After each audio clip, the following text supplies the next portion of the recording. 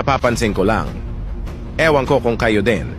Sa tuwing may malaking issue ang admin, ang lagi nilang tugon ay EJK ni Duterte.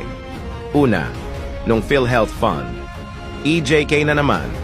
Pangalawa, pagbenta ng gold reserve. Daming nagtanong, EJK ulit. Yung issue sa 5,500 flood control kung naalala nyo. Tinanong sila, sinagot naman ng EJK ni Duterte ulit. Yung issue sa paggorgor kay Vice President Sara. Sasabog na dapat si Mary Grace Piatos noon Back to EJK ulit. At marami pa. Ngayon ito ulit. Pumutok ang issue ng BICAM report. EJK ni Duterte ulit. Pansinin nyo, kapag malapit na silang matrap EJK ni Duterte, agad ang tugon nilang issue.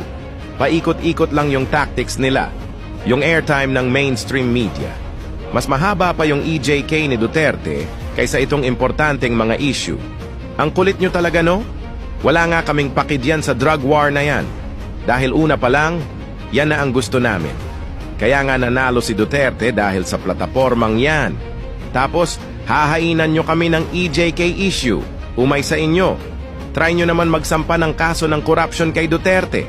Para maiba naman. Wala kayong maisyong corruption ng Duterte admin, ano? Awit.